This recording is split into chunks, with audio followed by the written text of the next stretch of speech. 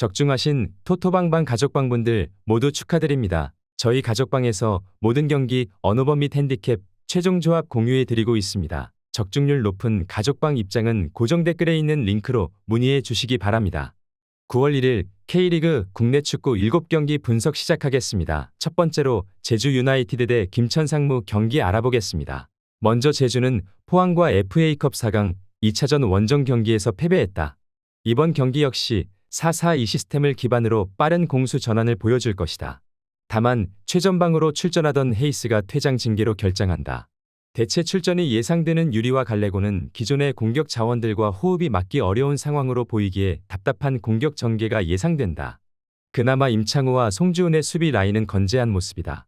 이번 시즌 내내 호흡을 맞추며 안정적인 경기력을 보여주고 있다. 김천의 속공 위주 공격에 대량 실점은 면할 수 있을 것으로 보인다.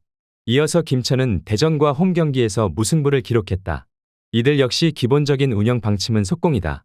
이동경을 기반으로 김대원과 이동준의 스피드를 노리는 속공 위주의 운영 방침을 보여줄 것으로 보인다. 부진하던 유광현이 지난 경기에서 득점을 기록하며 나쁘지 않은 플레이가 예상된다. 지난 경기 아쉬운 수비 조직력을 보여준 김봉수와 박승욱이지만 그럼에도 상당히 빠른 발을 지닌 자원들인 만큼 제주의 엉성한 공격 전개는 충분히 커버가 가능할 것으로 보고 있다. 수비 밸런스를 중시하는 두 팀의 맞대결이다. 한 골 싸움으로 흘러갈 가능성이 높아 보이는 상황이다. 결국 제주는 부상 이슈를 극복하지 못하고 경기 내내 답답한 모습을 보여줄 것이다. 김천의 신승을 기대해 볼 수 있는 이유기도 하다. 김천 상무 승리를 추천합니다. 두 번째로 대전 하나시티 대 광주FC 경기 알아보겠습니다. 먼저 대전은 김천과의 원정 경기에서 무승부를 거뒀다. 이번 경기 역시 이들은 실리적인 운영 방침을 펼칠 것이다. 김영욱과 켈빈의 개인 능력에 의존하는 공격 전개를 펼치고 있다. 결국 구택의 제공권 혹은 마사의 세컨볼을 노리는 플레이를 보일 것으로 보인다. 세밀한 공격 전개는 기대하기 어렵다. 그럼에도 밥신과 김재우의 합류로 수비 밸런스는 상당히 좋아진 모습이다. 광주의 기복 있는 공격 라인을 상대로 충분히 경쟁력을 보여줄 수 있을 것이다. 이어서 광주는 울산과 FA컵 4강 2차전 원정 경기에서 무승부를 거뒀다. 이들은 이번 경기에서도 강한 압박과 지공 위주의 경기를 펼칠 것이다.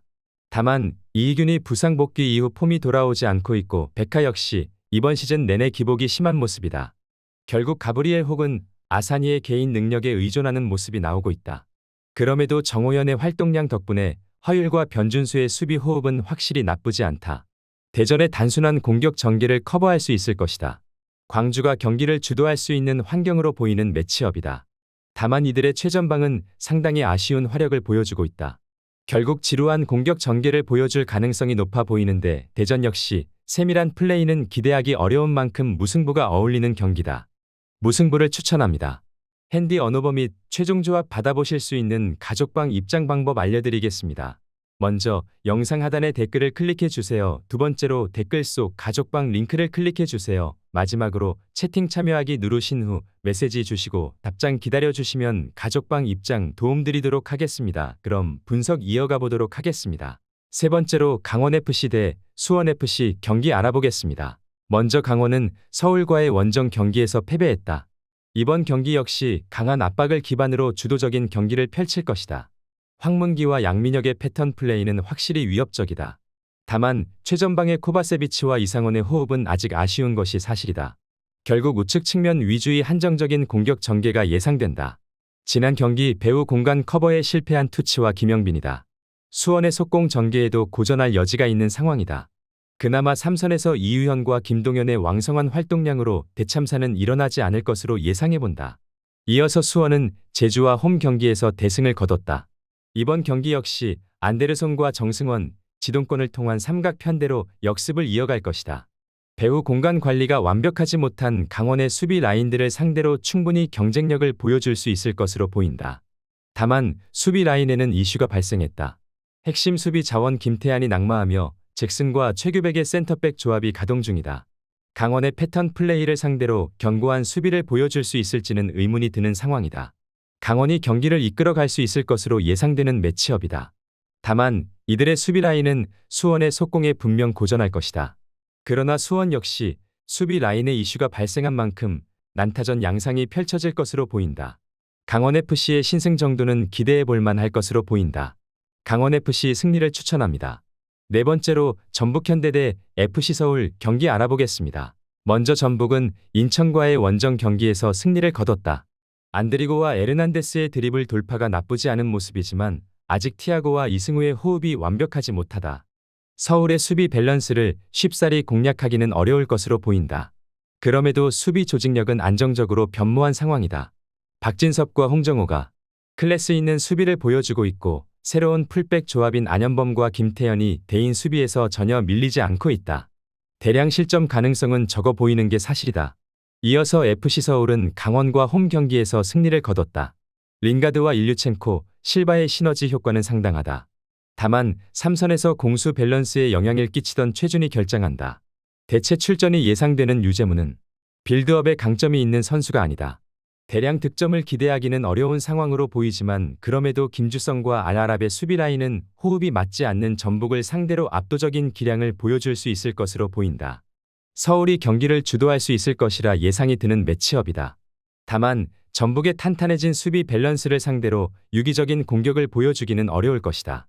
그럼에도 이들 역시 수비 밸런스가 탄탄한 만큼 실점을 최소화해내며 승리를 얻어낼 수 있을 것으로 보인다. FC서울 승리를 추천합니다. 핸디 언어버 및 최종 조합 받아보실 수 있는 가족방 입장 방법 알려드리겠습니다.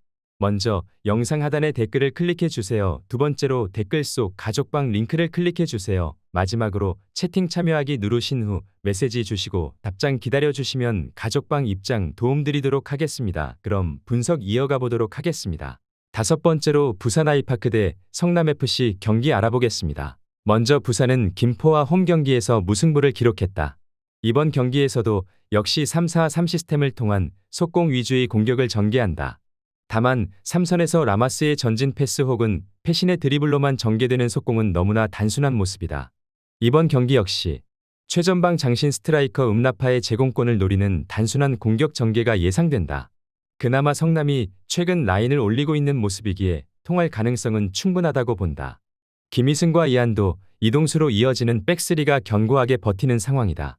사토가 3선에서 왕성한 활동량을 통해 수비 밸런스에 도움을 주는 만큼 성남의 지루한 지공 전개는 대응이 가능해 보인다. 이어서 성남은 안양과 홈경에서 무승부를 기록했다.